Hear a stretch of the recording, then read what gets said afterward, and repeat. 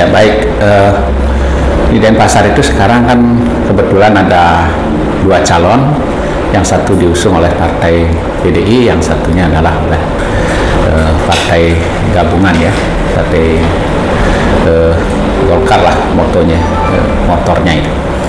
Nah, yang pertama saya lihat bahwa pasangan Jaya Negara dan Wibawa ini adalah diusung oleh Partai PDI. Selama ini dalam proses pilkada di Denpasar, PDI selalu menang, walaupun kemudian tingkat partisipasi masyarakat ketika 5 tahun lalu sangat rendah ya, di bawah 50%. Kalau tidak salah saya hitung atau ingat. Kemudian kedua, yang perlu saya menjadi catatan saat ini adalah Jaya Negara ini adalah incumbent, dalam artian dia saat maju sekarang masih masih wakil wali kota Denpasar.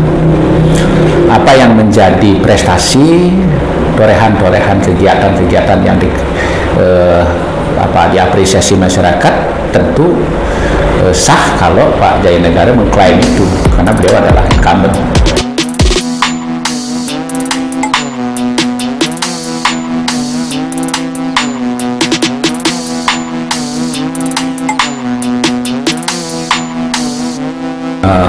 Mau pelayanan publik, kemudian juga tata ruang hijau, kemudian juga menyulap beberapa hal-hal yang tidak bagus menjadi lebih bagus, seperti Tukan Bindu, Tukan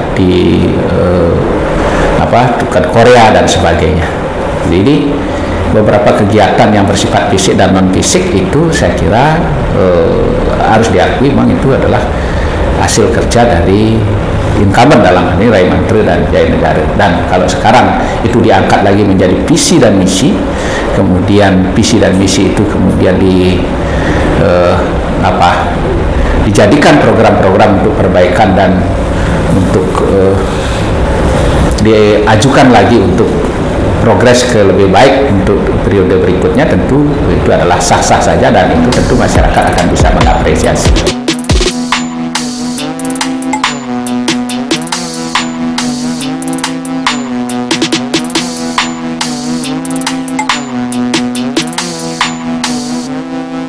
Yang lain menyangkut calon yang ini, Ambare itu, Ambare ini adik dari dulu seorang PDI sebetulnya, Damantri gitu.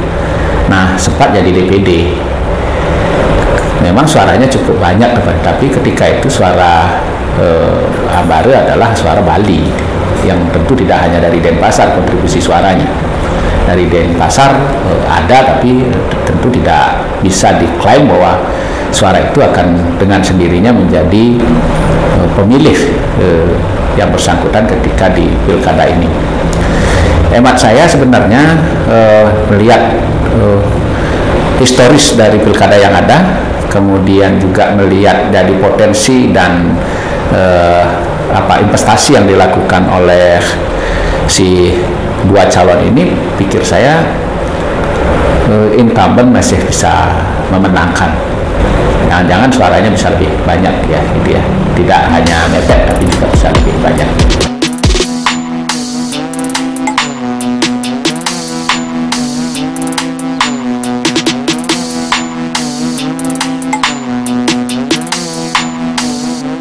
Sepanjang yang pertama adalah tingkat partisipasinya bisa naik.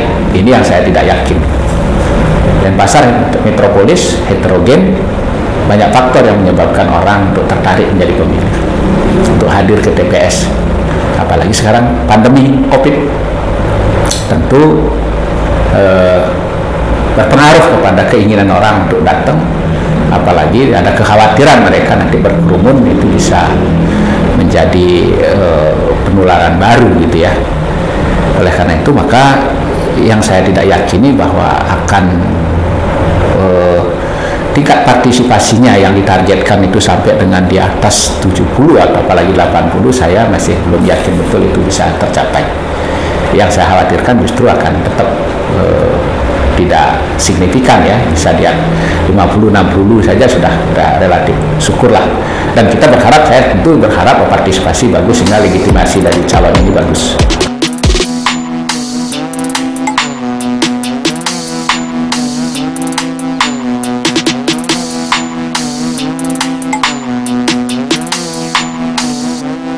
masyarakat Denpasar itu heterogen. Nah, masyarakat heterogen itu tentu punya karakter yang berbeda. Yang pertama, di Denpasar ini tentu adat istiadatnya kuat. Berarti ketika menyangkut desa adat, maka masyarakatnya relatif komunal. Artinya mereka akan melihat bagaimana arah dari pemimpin mereka, bendesa adatnya, bendesa kalian banjarnya, termasuk juga tokoh-tokoh tradisional yang ada. Kemana orientasi politiknya? Nah, orientasi politik ini dipengaruhi oleh investasi yang telah dilakukan. Apa yang sudah dilakukan Jaya Negara termasuk pemimpinannya dengan Drai Mantri ketika mereka menjabat kemarin, tentu akan terekam dan akan berpengaruh kepada sikap desa adat itu untuk memilih.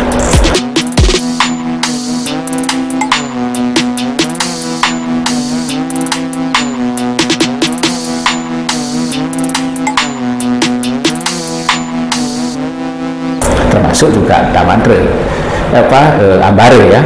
Ambare ini apakah mereka sudah melakukan investasi sosial di luar dia sebagai calon sekarang, sebelumnya apakah sudah pernah melakukan kegiatan-kegiatan yang bisa direspon oleh desa adat secara positif.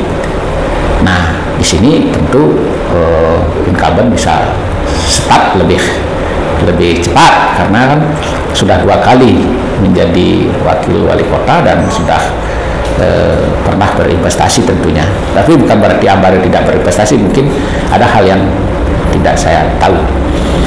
Itu masyarakat kalau yang notabene dia berada di wilayah desa adat di Kota Denpasar, karena tentu ini sangat banyak yang pemilih-pemilih tradisional ini yang bersifat komunal dan kolektif dan bisa berorientasi politiknya itu sangat dipengaruhi oleh tokoh adatnya, bendesa adatnya, atau otoritas tradisional yang ada di sekeliling mereka.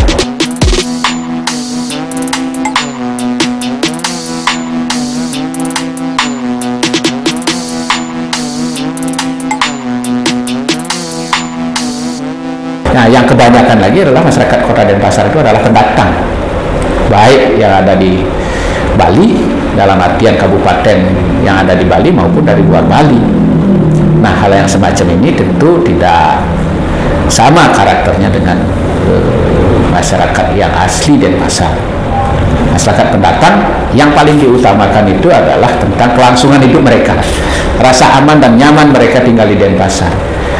Bagaimana mereka bisa eksis tinggal di sini, bagaimana mata pencaharian mereka bisa meningkat, dan kemudian bisa eksistensi mereka mencari nafkah dari luar Denpasar bisa aman, nyaman, dan berkesinambungan di Denpasar. Nah, orientasi ini berpengaruh kepada sikap politik. Ya, tentu tokoh-tokoh mereka di informal itu jadi sangat berpengaruh. Jaminan mereka bahwa mereka punya rasa aman dan nyaman berdomisili, mencari nafkah, dan kemudian berinteraksi di Denpasar ini oleh tokoh-tokoh mereka menjadi penting. Contoh misalnya ada orang Bugis yang menjadi penduduk Denpasar mempunyai hak pilih. Tentu tokoh Bugis yang berpengaruh ini sangat signifikan mempengaruhi orientasi dan niat orang untuk memilih, termasuk tingkat kehadirannya. Tokoh Buleleng misalnya, dia akan mempengaruhi orang-orang Buleleng yang ada di sini. Tokoh Karangasem juga demikian. Tokoh Jawa, tokoh Madura, mereka punya tokoh-tokoh. Walaupun mungkin tidak selalu sama dan tidak selalu sejalan dengan masyarakatnya, tapi sebagian besar ketika mereka sudah tokoh dan ditokohkan oleh masyarakat dan mereka sering berinteraksi dengan tokoh tersebut, dan di mana dalam berinteraksi itu adalah tokohnya adalah sering memberikan pengayoman, sering memberikan perlindungan, dan kemudian memfasilitasi masyarakat paguyuban itu atau kelompok-kelompok tersebut berurusan dan berinteraksi dengan pemerintah. Ya, tentu di sini sangat signifikan pengaruhnya kepada orientasi pemilih dan kemudian karakter dari pemilihan mereka dalam pilkada.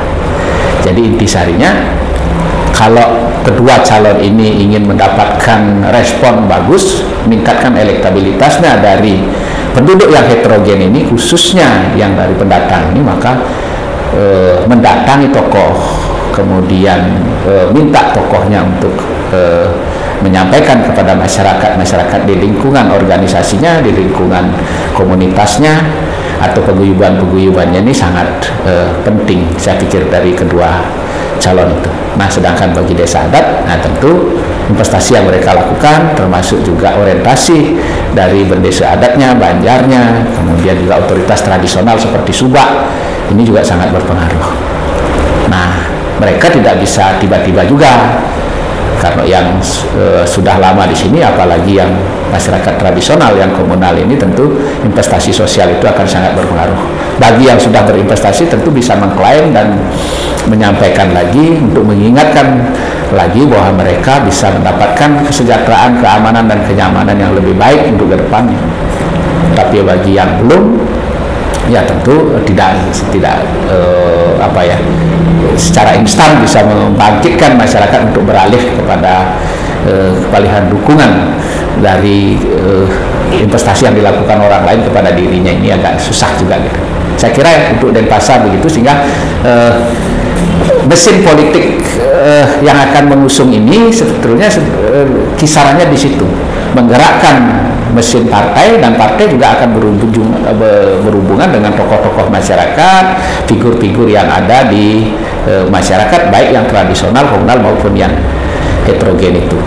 Nah, saya kira semua tim sukses, semua mesin politik juga akan bergerak dan mengarahkan orientasi pilihan, dan sekaligus juga materi promosi, materi kampanyenya ke arah sana itu. Nah, dan yang tidak salah penting adalah di Denpasar ini banyak penduduk-penduduk yang muda. Saya tidak tahu apakah mereka punya KTP atau tidak. Seandainya mereka berdomisili dan punya hak pilih di Denpasar, nah ini tentu sangat berpengaruh.